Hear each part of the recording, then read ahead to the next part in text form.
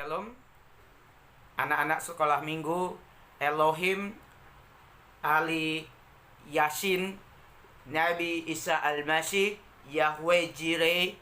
Pada sore hari ini saya sebagai pemberita Injil untuk saudara, anak-anak sekalian di seluruh muka bumi, di seluruh dunia ini yang belum mengenal Tuhan, yang sudah mengenal Tuhan.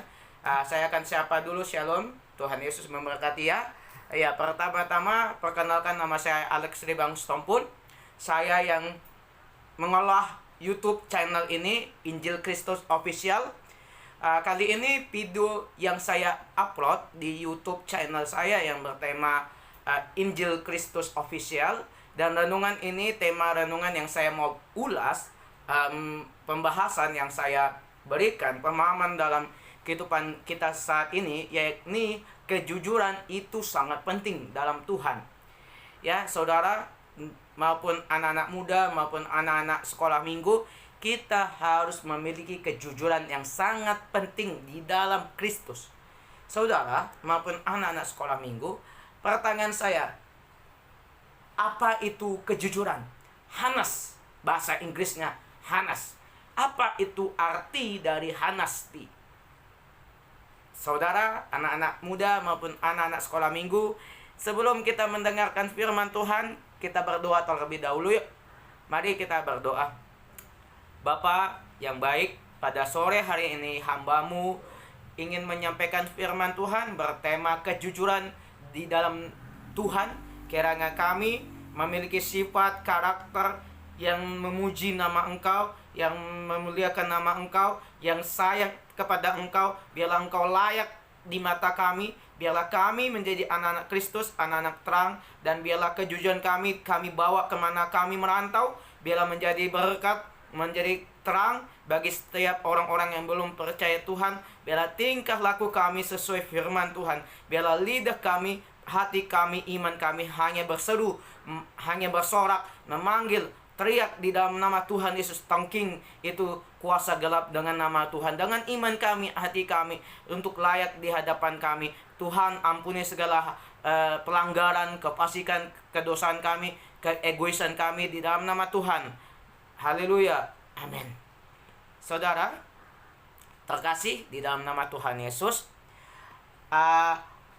arti kejujuran ini adalah, menurut Kamus Besar Bahasa Indonesia, mengartikan dari kata kejujuran sebagai lurus hati, tidak berbohong, tidak curang, tulus dan ikhlas. Berarti anak-anak muda maupun anak-anak sekolah minggu atau saudara-saudara yang sudah dewasa, saya mau berkata begini saudara, hendaklah kita sebagai anak yang mempunyai lurus hati. Kita tidak boleh berbohong kepada siapapun, karena kejujuran itu sangat penting kita miliki dalam diri kita. Dan kita juga dalam mengerjakan tugas tidak boleh curang alias nyontek, karena itu menyebabkan sifat yang buruk pada perkembangan hidupmu sebagai anak-anak di dalam Kristus Yesus, Sang Juru Selamat, yakni Yahweh Jireh dalam hidup kita. Adonai itu Tuhan dalam kehidupan kita. Tuhan itu adalah Tuhan, guru besar dalam hidup kita. Saudara, anak-anak muda terkasih dalam nama Tuhan Yesus, sebab Tuhan Yesus juga membenci orang yang memiliki sifat yang munafik, memiliki sifat yang curang, dan memiliki sifat yang suka berbohong. Karena Tuhan tidak mau mempunyai manusia ciptaannya jatuh ke dalam hal buruk seperti ucapan tidak jujur. Tetapi Tuhan Yesus mau anak-anaknya memiliki sifat yang penuh kejujuran dalam dirinya secara pribadi. Kita sendiri tidak memiliki sifat yang kejujuran, kita sering sifatnya kebohongan. Anak-anak muda ingin mencari pekerjaan, kalian mau buat surat interview, surat pendaftaran lowongan kerja, ya, surat chief. Kamu ditanya pas interview, kamu ditanya dalam suatu lapangan pekerjaan, kamu ditanya, lalu kamu berbohong setiap pertanyaan itu, apakah kamu diterima? Tidak. Kamu tidak diterima oleh satu pegawai di kantor JNT atau JNE atau kantor pos, itu tidak diterima. Karena apa? Karena kamu tidak menjadi manusia kebohongan. Tapi renungkanlah apa yang kamu lakukan pribadi itu. Apakah salah atau tidak? Karena kejujuran itu sangat penting dalam pribadi kita. Karena kejujuran itu dibawa sampai mati. Kalau orang jujur, itu disayang Tuhan. Kalau kita tidak jujur, kita marah, kita munafik, kita mengatakan brengsek atau mengatakan kata-kata sia-sia dalam kehidupan orang itu, apakah kita diberkati Tuhan? Apakah itu menjadi pribadi Allah? Ya tidak, saudara. Itu tidak menjadi pribadi Allah, tapi itu menjadi kehancuran bagi orang lain, tidak menjadi berkat dalam pribadi kita, saudara. Ya, jadi saya mau tekankan kembali, jangan berbohong, jangan melakukan kedosaan di dalam pribadimu, karena Tuhan akan melihat.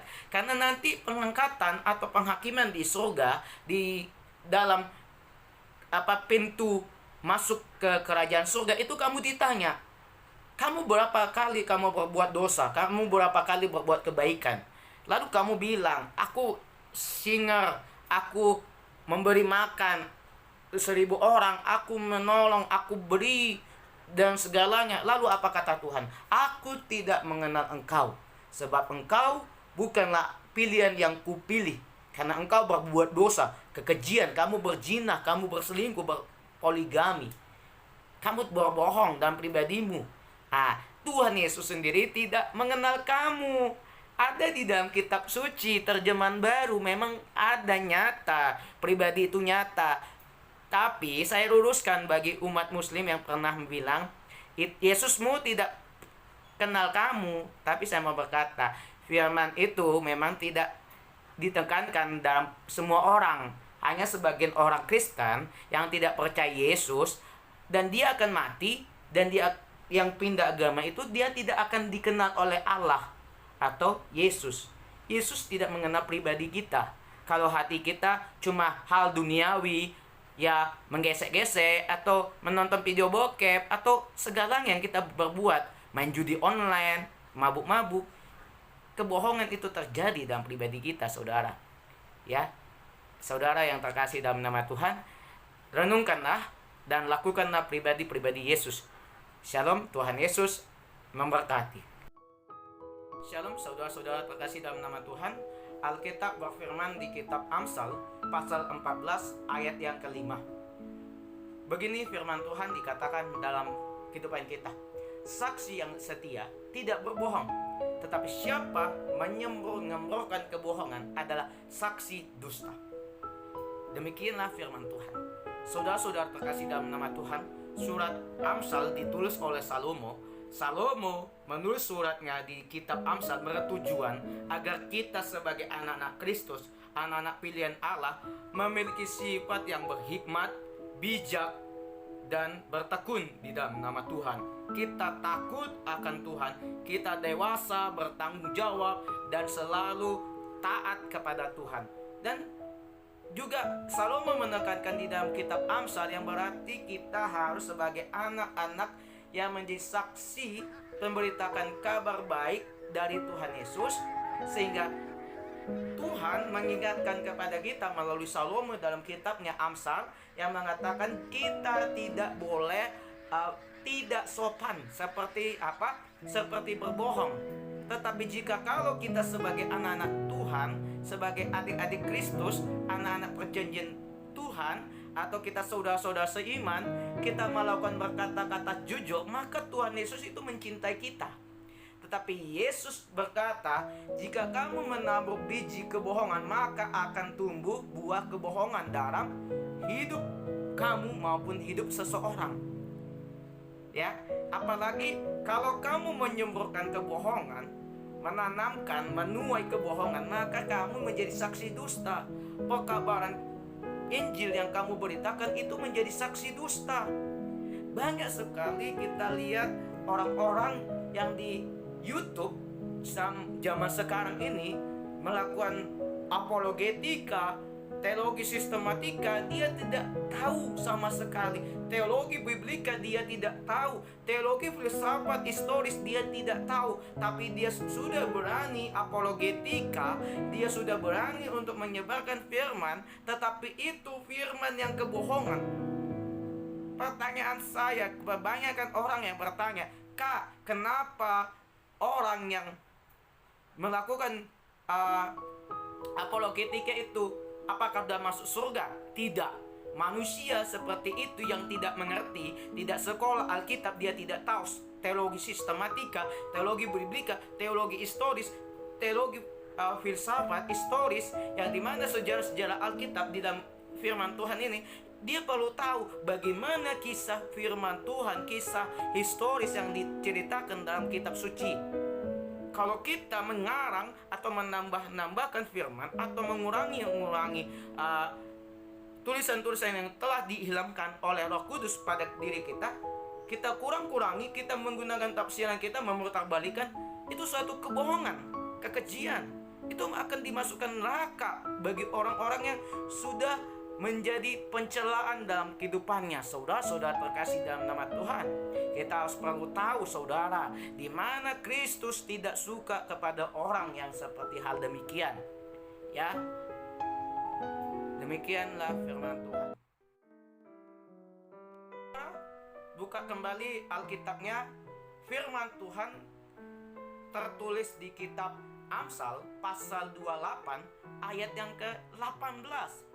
Begini firman Tuhan dikatakan, "Siapa berlaku tidak bercela akan diselamatkan, tetapi siapa berliku-liku jalannya akan jatuh ke dalam lubang." Demikianlah firman Tuhan, saudara-saudara. Dan juga Salomo menekankan di dalam Amsal pasal 28 ini kepada kita adalah, barang siapa bersifat tidak bercelah, maka ia akan diselamatkan. Maksudnya bagaimana? Maksudnya begini, saudara-saudara maupun anak-anak Tuhan, Salomo menekankan, mengingatkan kita di dalam kitab Amsal ini yang berkata demikian, bahwa jika kalau kita memiliki sifat yang tidak berbohong, maka kita akan diselamatkan, menjadi pertolongan dari Tuhan. Tetapi jika kalau kita sebagai anak-anak Kristus tidak memiliki sifat yang suka berbohong atau sering kita bercela, maka kehidupan kita akan jatuh, akan menjadi lubang setiap jalan yang kita lalui. Banyak pergumulan, permasalahan banyak, cobaan itu datang banyak daripada iblis, daripada Tuhan, karena Tuhan itu sekarang ini mau menguji pribadi-pribadi Allah. Kita tahu bahwa tokoh Alkitab yang memiliki sifat kejujuran ini adalah Daniel. Karena apa? Karena Daniel memiliki integritas, yang berarti komitmen. Saudara-saudara terkasih dalam nama Tuhan, Daniel ini adalah tokoh Alkitab yang memiliki sifat yang integritas. Maksud dari integritas dari Daud adalah, atau Daniel di sini dikatakan, memegang komitmen dan loyalitas. Mereka yang mempunyai integritas atau komitmen yang besar, dia akan menepati janji dan ia akan mempertahankan sampai akhir, walaupun itu membutuhkan pengorbanan dalam hidupnya. Saudara-saudara terkasih dalam nama Tuhan Yesus, kita harus seperti Daniel. Ya, Daniel yang berani mengorbankan hidupnya untuk pertolongan Tuhan. Kenapa Ananias ditangkap? Karena Ananias berlaku curang, berlaku kejahatan, kedosaan yang dia lakukan. Tetapi Petrus ditangkap oleh seorang martir karena mengabarkan kabar baik firman Allah. Dan banyak di dalam Galatia pasal 1 yang mengingatkan bahwa Petrus mengatakan kepada kita agar kita berhati-hati terhadap injil-injil lain. Karena injil-injil lain itu sudah diubahkan oleh manusia dengan tafsirannya. Tetapi firman Tuhan janganlah engkau tambahkan maupun engkau kurang-kurangkan tulisan yang telah diilhamkan, telah dituliskan melalui orang-orang atau tokoh-tokoh yang sudah berjuang dengan 1000 tahun lamanya untuk mempertahankan, untuk menerjemahkan Alkitab demi pengorbanan yang dia lakukan dalam kehidupannya. Saudara, kita perhatikan, kita renungkan setiap firman yang kita beritakan.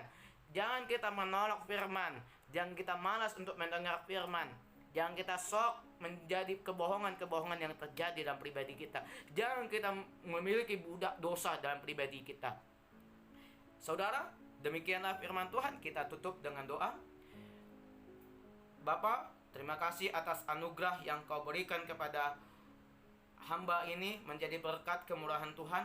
Biarlah orang-orang bisa mengirim donasi berkat yang kelimpahan daripadamu Tuhan, untuk membantu mendukung channel ini agar Saudara Alex bisa membagi-bagikan makanan kepada orang-orang miskin untuk membantu mereka, agar kemuliaan Tuhan, kasih, amanat agung yang kujalankan saat ini Tuhan tahu, Tuhan menolong, Tuhan yang menopang setiap kehidupan hamba. Terima kasih Tuhan, ampuni segala pelanggaran kami, kepastian kami, kenodaan kami. Di dalam nama kuasa Tuhan akan otoritas saat ini. Haleluya, amin. Baik saudara, jangan lupa ya, tekan YouTube channel saya dengan lonceng, subscribe, like, dan share ke teman-teman video renungan firman Tuhan yang saya sampaikan pada sore hari ini. Tuhan Yesus baik. Nabi Al-Ilsa Masih, Aldonai, Elohim, Yahweh, Jireh, Yahweh, Jireh, Elohim. Tuhan Yesus memberkati. Allah yang Maha Hidup.